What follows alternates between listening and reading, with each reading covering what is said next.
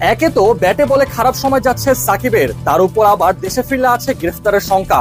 হত্যা মামলা থেকে শুরু করে রাজনৈতিক আক্রোশ, সব মিলিয়ে সাকিব তার জীবনের সব থেকে বাজে সময় পার করছেন এখন। যেই সাকিবকে কিনা টেস্টে নিয়মিত হতে দেখা যায়নি, সেই সাকিব মন্ত্রিত্ব হারানোর পর চলতি বছরে থাকা 8টি টেস্টের মধ্যে সবকটি টেস্ট খেলার আগ্রহ দেখিয়েছেন এবং কি এখন তিনি টেস্ট খেলতে পাকিস্তানে অবস্থান করছেন। যদিও ব্যাট এবং বল হাতে সময়টা একদমই বাজে যাচ্ছে তার। এই টেস্টে বাংলাদেশ ব্যাট করতে এসে যখন সাকিব ব্যাটিং এ নামেন তখন মাত্র 16 বলে 15 রান করে ক্যাচ আউটের শিকার হয়ে প্যাভিলিয়নে ফিরে যান।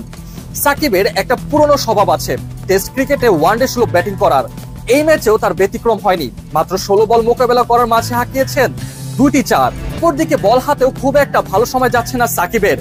পাকিস্তানের বিপক্ষে চলমান টেস্টের প্রথম দিনে মাত্র 2 ওভার বোলিং করেছিলেন তিনি। পরের দিন অবশ্য লম্বা সময় ধরেই বোলিং করেছেন। 27 ওভার বল করে 3টি মেডেন দিয়ে 100 রান দিয়েছেন সাকিব, আর উইকেট পেয়েছেন একটি। এই হচ্ছে সাকিবের ব্যাট ও বলের প্রতিচ্ছবি চলমান টেস্ট ম্যাচে। কিন্তু কথা হচ্ছে সাকিব কেন তার ফর্ম ফিরে পাচ্ছেন না? তিনি কি আসলে চাপের মধ্যে আছেন? একে তো মন্ত্রিত্ব হারিয়েছেন, নিজ জেলার রাজনৈতিক কার্যালয় ভাঙচুর হয়েছে, বৈষম্য বিরোধী ছাত্র আন্দোলনের সময় চুপ থাকার কারণে বেশ তোপের মুখেও পড়েছেন। এর উপর আবার বাংলাদেশ ক্রিকেট বোর্ডে এসেছে আমূল পরিবর্তন, যেখানে আগে সাকিব নিজের ইচ্ছা মতো চাইলে যখন তখন যা খুশি তা করে বেরোতেন। বিশেষ করে কোন সিরিজ চলাকালের মাঝে অনুশীলন বাদ দিয়ে বিজ্ঞাপন করার মতো স্বাধীনতা পেতেন তিনি।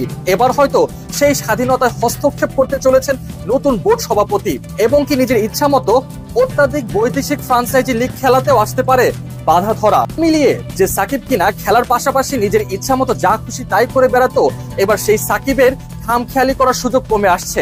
অর্থাৎ খেলার বাইরে বাড়তি কিছু করতে চাইলে আসতে পারে বাধা ধরা নিয়ম।